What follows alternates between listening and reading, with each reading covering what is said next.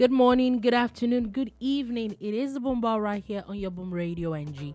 My name is Dolupo, and I bid you a warm welcome to the bar today. Today promises to be a very interesting one. It's going to be talking about quite a number of things. There's a lot of politics story. There's a lot of back and forth, a lot of controversies actually that we're going to be breaking down and giving our own opinion about it. So sit back, relax, and enjoy. It is the Boom Bar as usual, where there's politics, sports, entertainment, music, and everything else in between. And funny enough, today, there's probably going to be a lot of in-betweens today. So sit back, relax, and enjoy the show. My name is Adeleke. The one and only. And with me in the studio today is Sola Rogers. Good morning, good afternoon, good evening. It's good to be back at the bar. We missed y'all. Okay, so we're going straight into the gist for today. There's quite a number of things to actually talk about indeed today. One of the major things that is buzzing at the moment, or what I say, we're starting from controversies today because there are quite a number of them, is the Senate and Senator Natasha Ujahan. So I know that yesterday she had put out a statement saying that I think this is the second time she was announcing that she was going to resume at the National Assembly today. So, but true to type, she actually did resume. The question was the gates open for her? Was the gate open? No. Was she supposed to resume? I think that's the conversation that we're supposed to have at the moment. Was it time for her to resume? What does the court say, or what did the court say? Today, a part of her conversation was that, she actually agrees that what the court said was a recommendation to the House. So, what are the things that the court said? What are those recommendations? What are the orders given to her and the National Assembly by the courts? As everybody followed their own part, everybody fulfilled their own part of the judgment from the courts. Yeah, I think that's a good place to start from. It's interesting how I've seen a lot of reports. People are saying the things. Even she had said a few things. But if you're referencing the court judgment, yeah, because I think that's everything should that's be the taken, basis of everything. That's if we want to stay on the right side. Then everything should be taken chronologically. Should be taken in order. Mm-hmm. There are prerequisites to a recall, which was in that judgment. Has she fulfilled every aspect of that? That's one question that I think needs to be answered before you say you're going to resume. Again, I don't think she's really trying to toe the path of the law per se. I think she's just really trying to prove a point. She really wants to establish the fact that it's her against the world. It's the whole assembly versus a woman. Like, she likes to quickly point out that she's a woman, and that they put out guns and everything, and she's an unharmed woman, I'm quoting her verbatim there. If you really were going to resume, let's even say that you were not waiting for a recall, because that judgment said that you should be recalled. Yeah. The judgment didn't say go and resume. No. It's two different things. It said, and the judge also said that they cannot force them to recall you. It's a suggestion. It's not like you must recall her. They also said, put out an apology in 2 national dailies, put it out on your social media platforms and handles, then you get your work in place. But if you really wanted to get recalled, if I had a chance to ask her, I would, and I think I'm doing that now. Why did you go with a crowd? Why did you go with openly antagonistic people who obviously had been riling up a crowd? There's a young man that was walking with them that was shouting. She had to shut the guy down. The guy was wearing a face cap, standing to the right. There's one influencer lady that is a Labour Party, ADC person now, Peter Obi's right-hand person, the hijab wearing lady, that already said she was going there. It was almost like a battle cry of sorts. And I'm wondering, is this the path to toe? Is this the path that you want to toe to get justice? The one that you claim.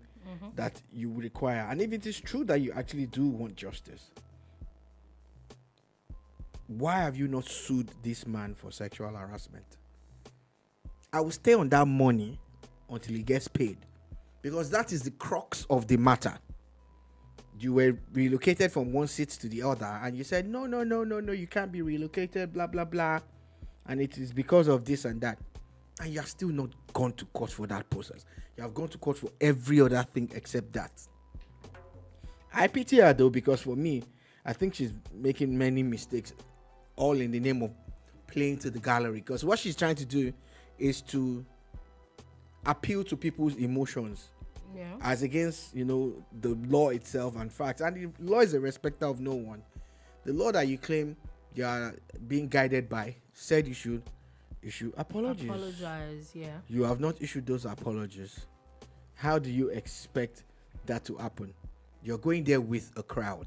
If you were going to walk on a normal day, would you have gone with these people that you went with? It's just an amazing thing. And I also look at the entire people that are with 3 of them are Peter Obi supporters, which makes them ADC, former Labour Party people. And 2 of them claim to be activists. And this is the only country in the world where activists are political supporters of a politician. No matter how much you claim one politician is, as long as that person has contested an election, he or she is a politician. He's a politician, not an activist. So you can't be an activist.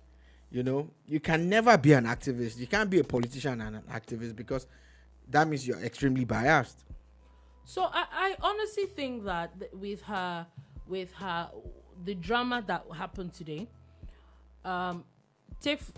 first things first, plenary was actually going on when she was. So it's not like they were not there. They just locked the gates because she was not allowed in. And my first argument, or my first thing is, I think it's high time really that the Senate as well maybe looks into it and tries to recall her. However, as much as today she talked about a recommendation, but whatever recommendation that a court gives should also be abided by. If we're looking at what the court judgment, then where is the part where you're supposed to actually apologize? She hasn't. And I think that's a very interesting part that a lot of people that are now on social media going on about the Senate, we also need to look into. There is a part of that judgment where she's supposed to apologize. I have not seen one single apology. Because remember that there's a judgment against her where she was supposed to pay some money because she made a very sarcastic apology at first. There is an apology where you're supposed to put it in 2 dailies and on your social media. Up until now, I've not seen any of that. So maybe, just maybe, is also one of the reasons why the Senate as well is not recalling her. And if we look at it from that angle, then really maybe the Senate is actually right. I think you're making one mistake, assuming that people, that everybody on social media, wants, to follow the rules and the law. And I think that's a big expectation on your own part that will never be met. A lot of people stop misleading people. They don't care. A lot of people are driven by sentiments. It's the sentiments of how things should be or could be, or they want it to be. But the law is the law, and you are contravening it. Again, because here she said up to today that now the Senate under Akpabio, they've now become lawbreakers. You see, and again another. That's why I'm saying that you're not really walking towards getting back to the Senate. I think what she's more concerned about is the court of public opinion, and public opinion is driven majorly by sentiments. Hardly would you find people, because if you're going to reason and you put emotions aside, nobody will listen to her. Nobody, even the Akpabio too, in some instances, nobody will listen to him if he steps out of the law. You get, and honestly, I feel that Senator Natasha Ujahan is doing women a disservice if she has alleged, and she's gone beyond alleging, she has accused. One, there are even other plots that you have put men's name on, then you went ahead to say you were actually sexually harassed. And I'm staying on that money. The reason why I'm saying that is that we have a problem generally, not only in Nigeria, where victims are afraid to come out. Yeah. One of the major reasons is because of the stigma. Yeah. The other reason is because of believability. The people will say, why did you go to his house? People will say, why did you dress like that? Which is blaming the victim. So a lot of victims actually just take it in, because at times they even know the perpetrators. Yeah. In any celebrated case, if a victim actually has been harassed and it stays on the fact that they were harassed and they have proof and they win the case, it helps more people. And usually it's women that are the receiving end of this barbaric act.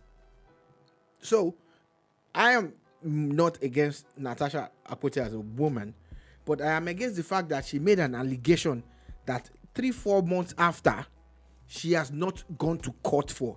She has gone to court for different things. Everything else but sue this man for sexual harassment.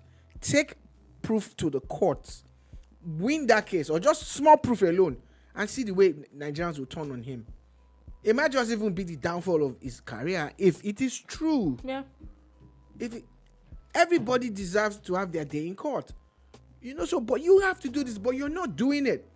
You're just doing different things, going to one media house and this media house. Everything else but what you're supposed to do. The crux of the matter. It's interesting where we see this happen. And with what you said, I remember I saw a story today which I had said that I was going to talk about. And this is about when people allege different things and accuse people, and we get away with it. Apparently, I think that matter is changing in Lagos State. We're still going back to this Natasha thing. I just wanted to bring that up. So Lagos High Court has now ordered the arrest of a particular woman. Why? Because she had accused her husband of raping the 2 minor children. After investigation, it was seen that she was lying. Yeah. Which normally everybody just moves on. Yeah. But this Lagos High Court has now said, nope, this one, you are going to be arrested. There's a punishment for it now. Mm-hmm. There's a young man, I think about 2 years ago on Twitter, that was accused of something similar by some lady. And the guy actually committed suicide. Yeah. So according to them now, they're saying that she's going to be facing charges of perjury, false accusation, making false statements of a public officer with intent and attempting to pervert the cause of justice. It sweet me die. Yeah. I saw that and say, oh, wonderful. Exactly. We need to continue this. Stop false accusations. Stop it. If you have proof, hey. The truth, the honest truth is, the let's call it spade a spade. But before we continue, I just wanted to put it out there. If you have a comment or something that you want to add to this matter or whatever other matter, a contrary view, or you just want to, or even anything else on things or topics we're talking about today, you could actually drop a message on Instagram and on Facebook. But if you do not want to, you could also drop a message on our WhatsApp, or you could call through WhatsApp. Actually, the number is +234 9161 637661 +234 9161 7661. So please, you can send the messages. We will read them live on air, or you will take your phone call right on air. So back to our conversation. Yeah. The truth is that it's really very, very difficult to when you make allegations, and then, because right now at that point you are the one that has to provide proof. To provide proof with some of these things can be very difficult, and I agree. We all know, but the issue is that she still went on and was still all mushy with this same person, and it looks like it was until something came up where you were removed from one place to another, that was when the allegations started popping up. If you did not have proof, I think that it was completely unnecessary to make such allegations. Now, that one to one side. Because that was not even the reason why she was suspended. Now she got suspended, the matter went to court. The court had said specifically, apologize, and I recommended to the house that please recall this person. But before you recall the person, you are supposed to put out public apologies. Up until this point, you still haven't. And you feel that you can just waltz into the house. I think that with a lot of people that, especially the people that decided to follow her there today, I think a lot of people are looking for attention themselves, and they need controversial politicians to, to increase their platform. My own opinion. 2, I think she herself from the get is looking for so much attention, and then if you were that eager to resume, why didn't you resume immediately after the court judgment? Why did it have to be today? Also, there's conversation of her writing a letter to the Inspector General of Police, and for her security to be returned. Her security was not returned, and I think that it makes sense. 2 things. Number 1, you were not the one that said you did not want. The security was recalled by the Senate. I think it's the Senate that will tell the Inspector General to return that security to you in the first place. I don't think it is your job. You're not the one that is paying for it. So I don't think that you are the one that would decide, when you are resuming to the house. And I think that all those things will not come into play until when you are officially recalled. Because even if you had written an apology, the Senate still has to officially recall her back.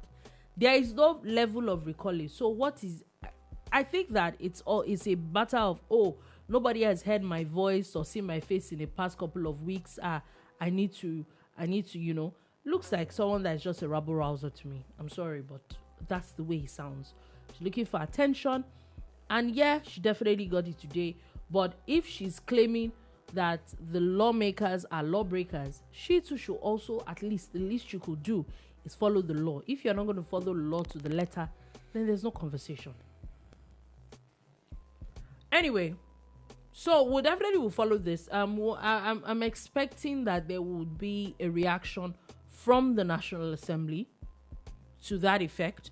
We'll see where all that conversation is going from that. And now moving on from that, like I said, there are quite a number of controversies that have been going on in the past couple of days that we're going to be talking about. Another very interesting controversy that has also got social media and virtually everybody talking is Miss Badenoch, Miss Kemi Badenoch, and Nigeria again.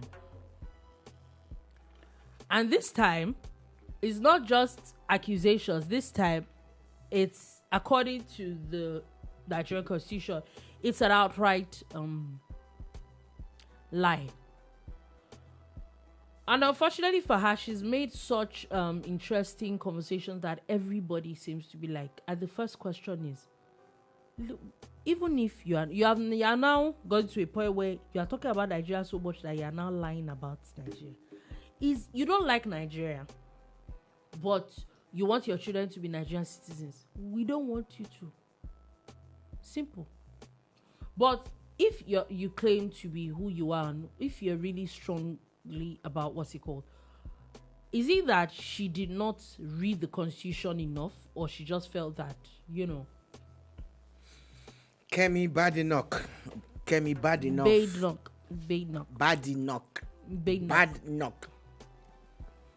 Bading a knock, needing knock, whatever your name is and whoever you claim to be, you are definitely one of the worst politicians in the history of politicians. You're one of those people who don't do research and just talk because it sounds good. You like the sound of your voice and that you're faithful. I really don't like you as a person, and I say it boldly, and I think you're a very bad human being, and I pity the people around you that you are influencing with your lies. Kemi is someone that needs to lie to look good to the conservatives that she's with, because it's a rare privilege for someone of our origin to be in that type of position. So she has to be whiter than snow to curry favor, and she has decided you're so black to throw every single thing that keeps her grounded away. it was just last week when one of the new mayors that got, elected in the UK came to Nigeria. Came to Lagos, yeah. She actually came to get married in Lagos. Do you understand? There was even another one that actually came. He came for like he came for some economic summit or something. Sadiq Khan is different. Oh. The one I'm talking about is a Nigerian. She's now a mayor. She just got elected about a month ago, and she came to Nigeria, met with the governor of Lagos and all of that, and she's a mayor. She didn't deny her heritage. Do you understand? And her parents were the first generation UK people, like your parents. So she didn't go about lying about not being able to get passport. Get back on your matter. The more you tell these lies, the more you unravel, and the more your party people look at. I've started reading comments from the things that you post, and it's glaring that the people you are trying to please can see through you. A lot of them can. And you think you're going to lie your way to become prime minister. Your party is at an all-time low. Under you, they've lost more seats than they ever did in recent history. And after all said and done, you pick Nigeria every time. Can you keep Nigeria out of your mouth? If you didn't talk about Nigeria, you have more things to talk about. Maybe. But sadly, you don't. Apparently, you know why? She doesn't. Because she ain't got nothing to say. Kemi ain't got nothing to say. Kemi Badenoch, she has nothing to say. So Kemi has to look for controversial things that will have a lot of Nigerians riled up, which gives her all the high balls, and people will be like, yeah, she's dealing with our people. Abi, she's not dealing with us. So she just looks like all those people, like those circus clowns. The one that amazes me the most is that, and you have to lie. Here you are, you're complaining that your children don't have Nigerian passports. Yeah, they can't get Nigerian passports. But over and over and over again, you have obviously shown that you do not like Nigeria or anything Nigeria stands for. So why do you want your children to have Nigerian passports? The first thing you should do is go and bleach. Second thing is drop that Kemi in your name. You already have a foreign surname. Then the third thing is to sever all ties with Nigeria. So it's, or is it that you can't pay for the passport? Because I noticed when yeah, the other day you wanted shoe for a male person in your life. We don't know who the person is. You said your brother's shoes were stolen. A peace-loving, well-meaning Nigerian. Nigerian. No, well, like your petty Nigerian. Nigerians are not petty. Oh my God. That brother. Nigerians are not petty. Nigerians are proud of him. You are saying it with your full Nigerians chest. are not. We don't. Nigerians are not petty. We don't swing that way. We don't swing that. We don't do petty. So what's the definition of what happened? They gave us something to shut her off. You say your brother's shoe was stolen, Abi.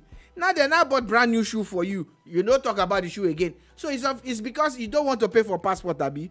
Okay, Olubumi to Jojo. How much is the passport? We will pay.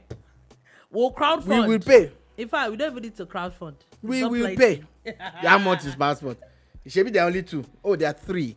There's 3 of them. We'll pay. We'll pay. How much is it? Please. Help our life. What happened? Just every time in Nigeria, can you keep Nigeria out of your mouth? It's interesting as I think the special advisor or the on information to the president, basically presidential spokesperson Bayo Ododuga has said, in fact, in his statement, he wasn't referring to her. He was basically talking to the UK government. And he said he had asked the UK government to please send her. No, send her where? No, he said, please send her back to Nigeria for a few because she needs some education. She should not come again. Since she's so interested in Nigeria that she cannot see anything else other than, she doesn't have anything else to say other than Nigeria. It would be nice if just come, let us educate you. If you want to be prime minister of the UK, you better stop talking about what's happening in the UK, so that UK people will know that. No, Nigeria is bringing back prime minister. We need prime minister because that's your only reason. You're only campaigning for Nigeria prime minister. It's Kemi Badenoch.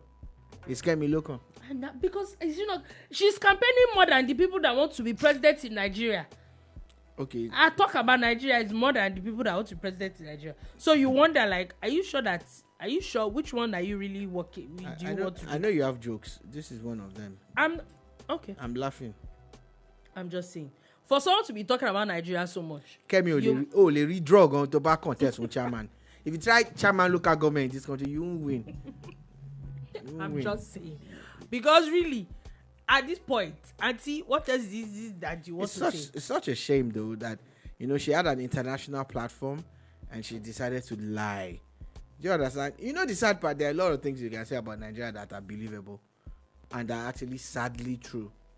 But you chose the one thing that was a lie. So, you know what? We're going to be still going on with a bit more controversies. No, we're not. Yes, quite a number of things that we're going to be talking about.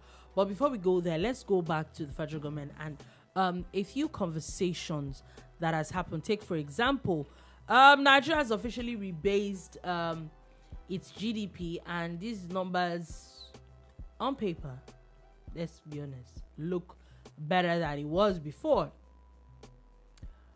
My question is, does it change anything? All this rebasing, is it just not numbers? What we want and what we ask for as Nigerians is for a better life. The basic bare necessities, is for affordable housing, is for food, transportation to be effective. We just want the basic things in place. Now, will all of this lead to that? I hope it does. If it doesn't mean anything to us. I see a lot of positive news about Nigeria from international financial bodies, all the top media business platforms are saying nice things about Nigeria's economy. And for instance, recently, I think it was yesterday, the news broke about the the SEC, Nigeria's stock exchange, basically being as having its best run under any president.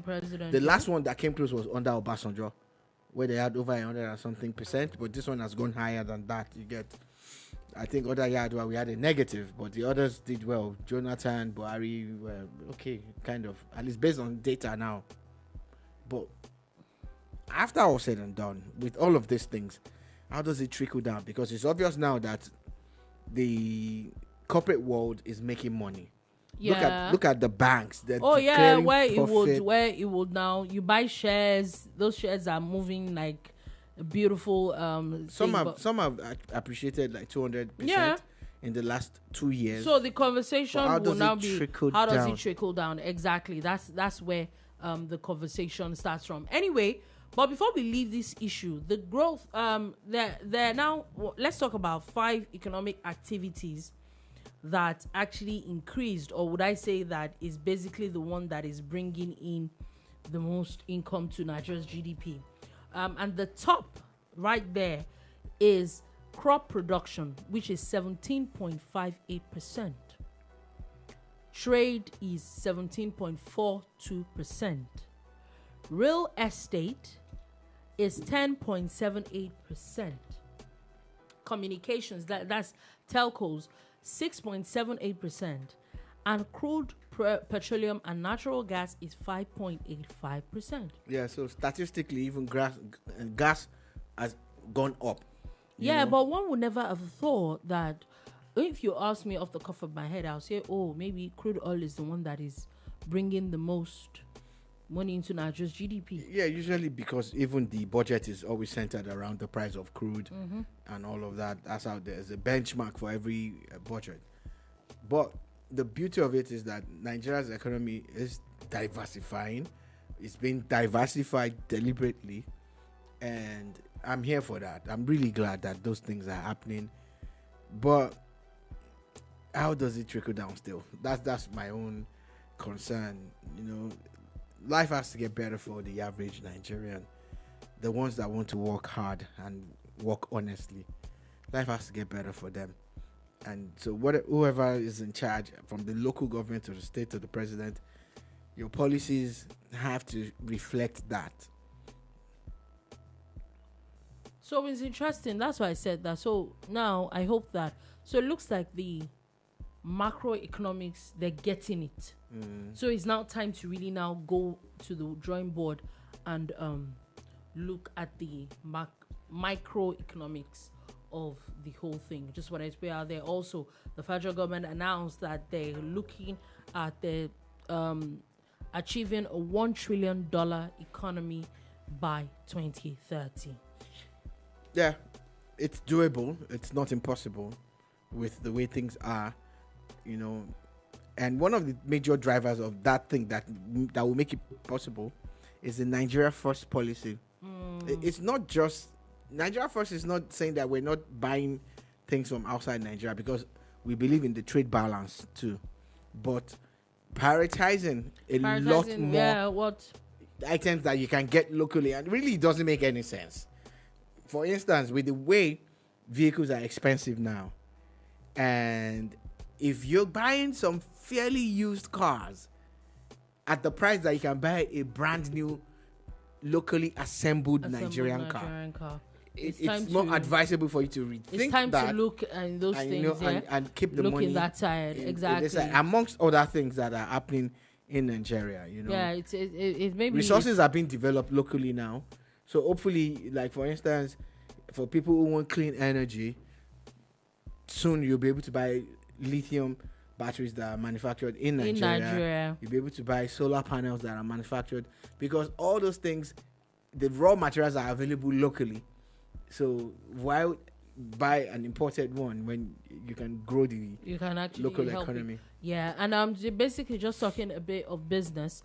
The Nigerian National Petroleum Company Limited, NNPCL, has said that they had remitted 6.96 trillion naira to the Federation account within the first 5 months of 2025. And they're saying that they also declared 905 billion naira profit for the month of June. It's profit though, not even income. It's profit.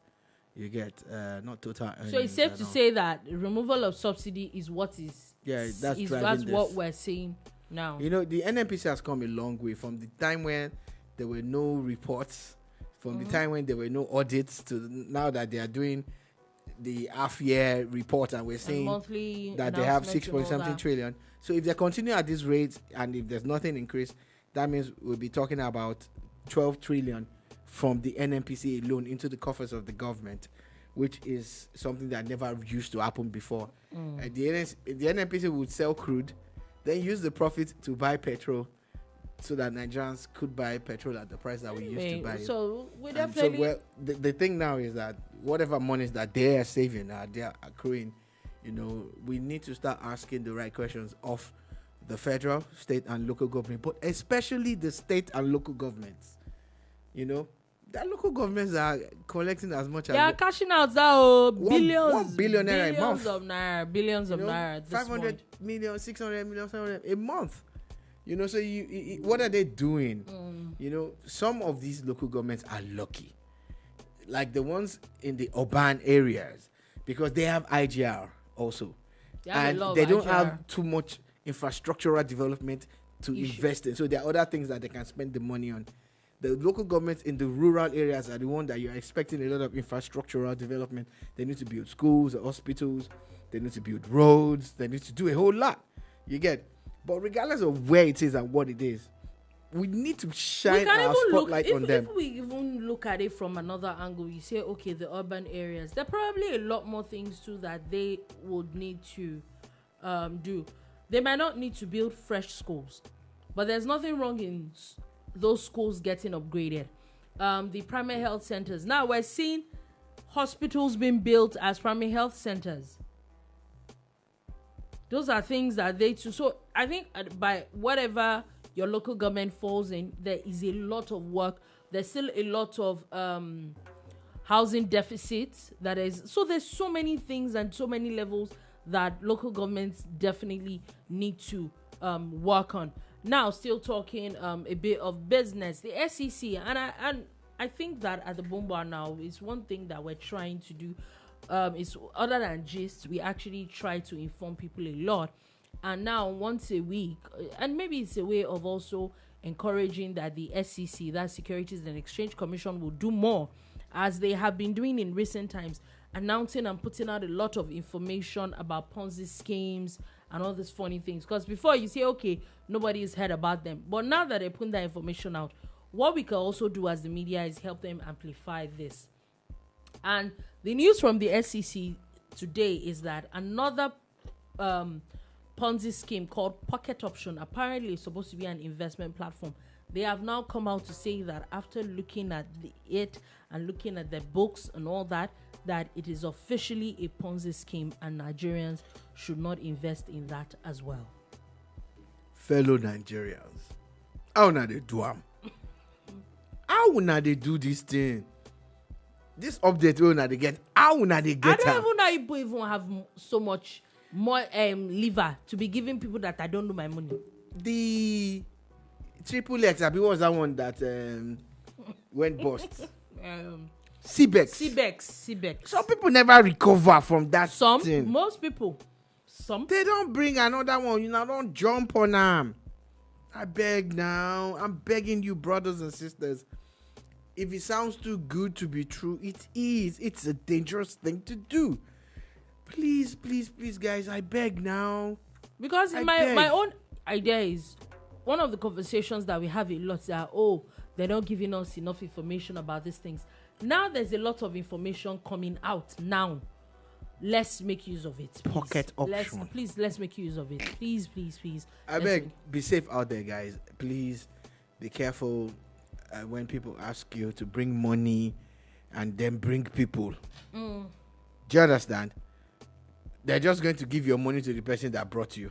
Simple. And give those people you brought their own money to you. It's a terrible, vicious cycle. Interesting news. Still talking a bit of, finally, before we leave money matters.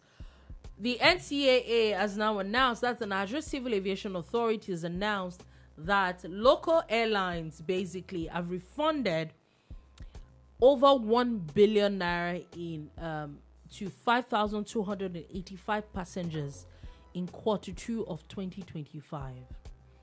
And the angle the NCAA is coming from is that I've mandated domestic airlines to actually be paying compensations, like you have to return money. I think the head of NCAA or something, there's one particular head of NCAA that is very vocal on Twitter. He makes videos and all that, and which is nice, which is good. That's how is that Achimugu? Yeah, I think that's. I think he's in charge of their media. Yeah, he likes to put, and that's really good. I'm looking at it, this number. Like I said, kudos to NCAA for if they're doing a lot more enforcement in that regard. But I think that it is sad. In 3 months, 5,285 passengers had issues with airlines. And this is people that were compensated. It means that there are a lot more people out there. Yeah, because for you to even get a compensation, you must first complain. And that means for you to complain, something must have gone wrong. In the last 5-6 years that I've traveled within Nigeria by here, I have never had, just one. I think it's just one. Green Africa, what's that new airline that started? That's the only time I go to the airport in the morning, early momo. And you got your flight. And we got on the first flight. They tell you that if you want to even make your flight in Nigeria Airlines, just follow the first flight. Anything after that first flight, every other airline that I've had to go with, it's a 3 o'clock flight that leaves at 8 p.m. or a 6 o'clock flight that leaves at 12 midnight and leaves you stranded in the airport and all of that. And you get to the airport, there's no sleeping or sitting area. Terrible experience. But when I saw this story, I was not excited. Exactly. That's it. And like I said, it's kudos to NCAA for at least putting them on their toes that they need to return. But it's sad that this is... So I had mixed feelings. I'm like, okay, so at least some people got their monies back. But the other part is there is a big problem with Nigerian aviation. Because this is another 1-point-something billion that they would have sat on. And which they've been doing for years. And again, if they're not going to operate individually and operate well, maybe they should recapitalize and increase the entry point for them and let them all merge or something. Because if you don't know, maybe you should go home. If you cannot, it's really provide, sad. Yeah, if you cannot provide that they had to service. refund as much as 1.something billion just over the period of space of 3 months. Yeah, it's just 3 one months. quarter. It's mad. It's really, really sad. But kudos to the people who got them to pay back. Anyway, now, interest, like I said, back to our controversies, because there's quite another controversy that we're going to be talking about. Now, this one is between Governor Okpebholo and Peter Obi. And this has brought up a lot of conversation. It's brought up a lot of conversation from past events and a lot of comparison. Oh, when this happened to this, did anybody see anything? Then this happened to that. And why Governor Okpebholo had come out to say that he was not guaranteeing the safety of the former Labour Party presidential candidate Peter Obi if he came to Edo State, and that he has to be duly informed before he came to the state. And now a lot of people have drawn a lot of parallels. Now they're saying that even the Peter Obi did that when he was governor to El Rufai. And in fact, I remember I saw a tweet by Aisha Yesufu that said, oh, Peter Obi did not do that. It was the DSS. It wasn't a tweet. She actually went on Channels TV to say that it never happened. So, I now saw El Rufai's son now go and quote that tweet that, oh, yes, he did, but he's just been forgiven. They're in the same party. So it's safe to say that happened. It did happen. Also, people are talking about that in the last. And that's what I'm saying. Not so far. And that's what I'm saying about the governor. That's what I'm saying about activists and politicians. The lady who said that, Aisha Yusufu, said it didn't happen. But if she was an activist, she would have stayed on the side of facts. But because she is a politician, she wanted to defend her principle. Sad. So, like what we're saying, so if we go by that angle, also in not so far away, people also drew parallels to when the governor of Edo State, Bayelsa, actually, Governor Bayelsa before then, had asked Nyesom Wike not to come to that's his recent. State. That's what I'm saying. In the same Edo State. In the same Edo State, the last immediate governor past governor had also told his predecessor not to. That one. That but if you want to come here from his village, like, okay, you're saying that he can't go to his house. Yeah, if you want to come here, you must tell me and all of that. And that's a former governor. So again, it's either these guys are becoming too powerful and they're just saying things, or maybe they have security reports to that effect. Let's now start from, can the governor actually really do they really have those powers? Let's start from there. Because really, whether it's right Chief or security wrong, officer morally, we'll say, oh, it might not look good. But I'm also of the opinion that if he has the power and the jurisdiction to do it, maybe he should. Chief security officer of the state has the powers to do it. And that's why it has happened in the past. It has happened in Ekiti. Ask the current president what happened to them one time like that when they went to Ekiti. Let them talk. Do you understand? You see, again, that's why I have fears for this state police thing that they are all clamoring for. This thing can be misused though, because Nigerians are in power. We don't. It's intoxicating for them, and it gets to their head. And if they have this power already, that's it. So that's now, another issue. So now the conversation is that could the governor, because now they're saying that last time Mr. Peter Obi came to Edo State, that there was an issue where he gave some people money and people died sharing that money. Now, so can we say that the governor has the right to say what he said?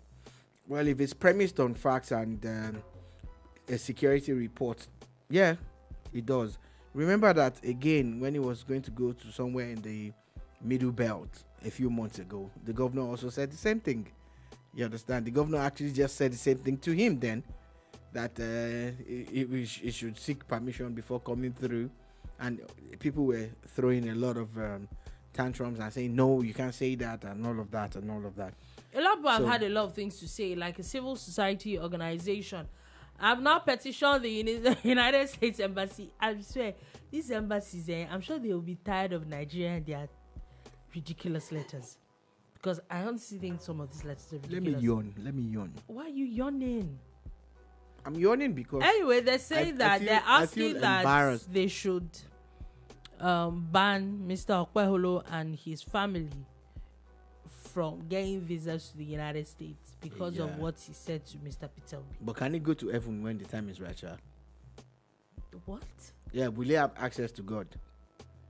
Because the United States is just another country, like any other country. That's what it is. But every time we have internal issues, we run there to go and complain and report. Then when they stop giving you people visas, you be like, why are they doing that? You are the ones causing it now. You know? It doesn't make any sense to be writing letters to a foreign government to ban somebody and his family because the person said some people should not come to his state. And the person that you are even talking about had done the same thing in the past. And I know you guys don't like hearing these things. Like, they just get riled up. Oh, that this man he's not. There's no saint on the face of the earth. Interesting news also coming from Vice President Atiku Abubakar, and also said that any form of threat against Peter Obi is a threat to all threat against all Nigerians. No, he said all of us. Me, I'm not. All of us is their ADC. It cannot be all of us. Nigeria. No, you said threat to everyone. No, it's against all of us. It's not all of us. No, it's ADC. Okay. I'm just saying that I'm not threatened. If I want to go to Edo State today, I'm not sure that anybody will stop me from going. So, I hope Governor Okpebholo's pronouncement was not driven by politics. I really hope so. I hope that he had some kind of security report that said, oh, you can't let this guy come through because we're not sure what's going to happen and all of that. That's one. Some people were even saying, okay, why didn't he go to Anambra to celebrate his birthday? Why is he going to other people's states? Valid conversation, though. Why are we not in Anambra? He's from Anambra now. Everybody knows. Everybody goes to their village to do all some of the things. Yeah. Go to your village. So, but on the flip side, they'll tell you that he wants to be president of Nigeria. Yeah, right. So of course, and he can go anywhere he wants. Let's be deceiving ourselves. That suits him. But at the end of the day, after all said and done, let it be that Governor Okpebholo had his legitimate reasons for saying what he said. Yeah. And that again, let Governor Peter Obi, Mr. Peter Obi also be honest with himself that in the past, when he played those games, why was it right then and why is it wrong now?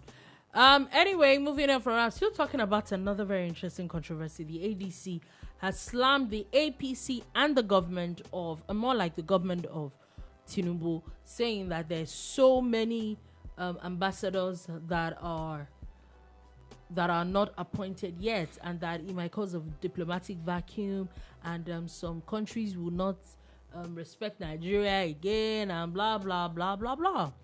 Anyway, the Minister of I wanted to say Minister of Exterior.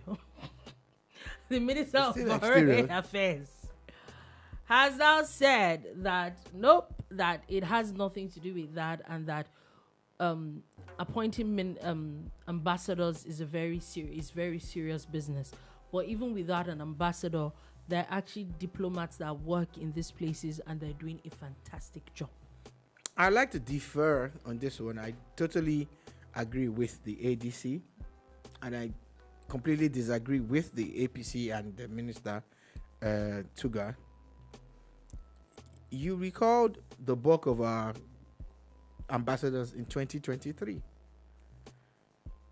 This is 2025. It's time to fill up those positions. It's President Tinubu and his team saying it takes them over 2 years to appoint ambassadors. I think it's wrong. So if the minister feels that the junior officers are doing well, then there's no need for ambassadors anymore now. Abi? Mm-hmm. If you feel that, this person can do the job, then let's not carry any ambassador away. Look, people are talking about how the embassies, some people are... These are allegations by Nigerians who are abroad, that some of these embassies, the workers there are claiming that they've not been paid. Do you understand? The people who live in some of those countries are saying that they're not getting the kind of service that they would have gotten. Do you get? Yeah, so maybe it's really time to... I hate the fact that we have to play politics with everything, but the fact is, why will it take you 2 years plus to appoint new ambassadors? Because by September, it will be 2 years that you record ambassadors. 2 years? You'd have thought that they had a plan in place, like, oh, maybe in 3 months' time or in 6 months' time. That they had a to list. Fill in. Okay, a few weeks ago, we saw a list online, and we saw it in some papers. I had Remo Mokri and some people on it. Appoint them now and send them to the places you want to send them to. Let's know what we are doing. I think the ADC has APC on the corner in this one. In this particular one, no. Maybe we no lie. Why we no get ambassadors? Okay, and before we leave all the matter of ambassadors, the U.S. Embassy has now warned Americans that are living in Nigeria to resolve their visa issues before July 31st, and saying that they're not going to do anything for anybody if Nigerians, the Nigerian commissions start sanctioning people. And this was after the Minister of Interior had announced that they're going to start fining or giving people total bans or partial ban into Nigeria because they're checking a lot, and once they find that you are overstaying your welcome, basically, it's time that Nigeria also starts sanctioning people. So basically, I think the US is just telling you that just abide by the rules. They are telling you OYO on your own. Yeah, your own. Whatever comes out of it. Anyway, PDP has announced a 3-day NEC meeting in Abuja. Labour Party has also ruled out 2027 coalition plans. They've announced that I think the vice presidential candidate of the last election had really come out to say that yesterday, that in fact, in his words, that the coalition is for Atiku. Yeah. And that's they are not going anywhere. Now, another very interesting controversy now is that Governor Adeleke of Osun State and his whole Osun PDP has now endorsed President Tinubu for 2027. I have a question. Is it that the PDP is not going to have presidential candidates?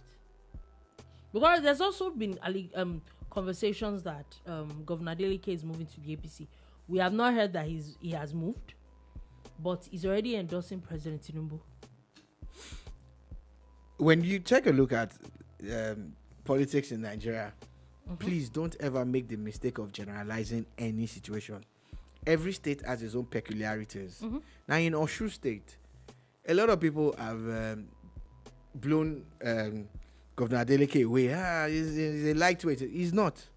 Because in the last 2 elections that he has contested against the APC, he has won. Remember that he won as a senator. Yeah, okay, he lost one actually. He lost one in between when Oyetola was governor. Then he came back and won. That's what I'm saying. So in last 3, he won 2. Exactly. You cannot disregard someone who has defeated the APC twice. Yeah. With or without their, uncle's help. Yeah. He shall won. So that man is now coming out to say this is what he wants to do. And I see a quid pro quo situation where, because his own election is coming next year, a whole year before the general elections are coming. And there's a lot of talk by people that he's crossing to the APC, he won't cross, he will cross, blah, blah, blah. But now, since a large chunk of the PDP people have moved to ADC with Atiku, and they're all waiting to see how many governors are joining them there, how many senators will join them.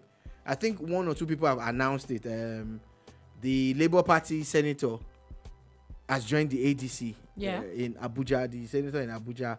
Senator Kingibe. Yeah, so they are also expecting that. So this is him saying, I am not joining the coalition. And that if I join a coalition, it is be a PDP, APC coalition in Osun State, not national. Because even the PDP are still wooing.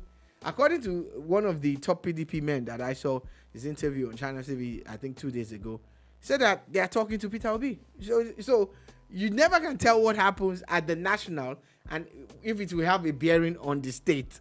Nigerian politics is so dynamic that if you blink, you will miss everything.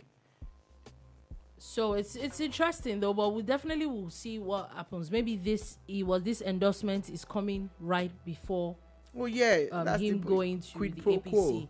APC. Anyway, moving on from that, before we leave the matter, we're actually almost out. But a Nigerian driver has now drowned when he followed his two, I think, Indian buses to Takwa Bay. According to the conversation, it was said that he drove these two people there, but they also invited him. They were going to the beach. It was last Sunday, and they were just having a good time. And they invited him, and they were all just hanging out there. But that around 4 p.m., he said that he wanted to go swim. The other people did not swim. The people that brought him to the beach did not swim. He decided to swim. And they said that all of a sudden they just saw that the tide was really much, and they tried pulling him out, and he was nowhere to be found. He's, according to reports from the police, he's still not being found. Yeah, if you know Takwa Bay, it's an island and all of that. And if you understand anything about water, around that time, high tide starts to build. Yeah. It's around that time. It's in the evening that the high tide starts to build. I don't know, maybe it's because the sun let's call it speed. Even people that know how to swim well, a lot of people, the tides, you never know how strong those tides can be. Been there, done that. Still, never do it again. People still actually drown in it. I don't know if he can swim or not, but it's just horrible. But again, those are the reasons why those places where they allow people swim, they must also put safety measures in place. Like they usually have lifeguards who are on the lookout. But basically, if you know you cannot swim, that's a different. I'm not saying that you should not go to a beach. People who stay on the sand and be saying hello to people. People who don't swim still get dragged into that water from time to time. Yeah, because you are moving close to the water. Not necessarily, but it was high tide and all of that. But I think more about the safety measures that should be in place than against whatever has happened. The water. Anyway, very sad one. Just wanted to put it out there. WAFCON, today is the almighty semi-finals between Nigeria and South Africa. It's just about an hour to go. It's 5 p.m. West African time. Please, Mission X, you need to actually go out. We need to watch. Good luck to the Falcons. This one's, they are winning this one. This one is like they are winning the finals. I feel that if they can pass through this, the rest. No, the winner of this semi-final is winning WAFCON. That's my prediction.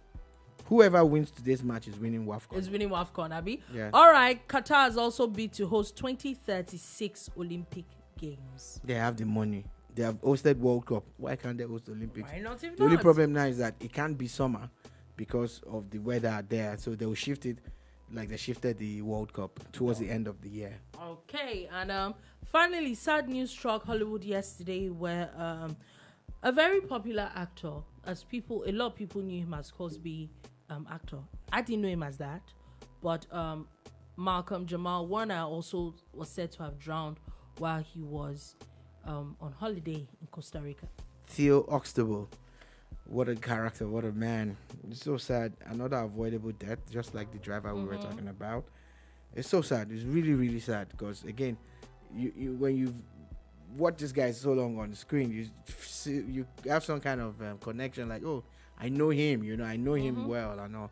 And I'm sure his family is devastated by now. Died at 54. And he's you know why so some sad. of these things are very sad. And I'm not trying to poke fun at people that are ill or anything, but when those things are sudden, there's nothing wrong with this person. Yeah. It makes it worse. It makes those some sort of things worse. But anyway, we'll be back again tomorrow at 3 p.m. West African time to give you another wonderful edition of The Bar. Put a comment, like, share, follow us, subscribe. We're here. It is Boom Radio NG. And we'll be back again. Have a beautiful, beautiful day ahead. Peace.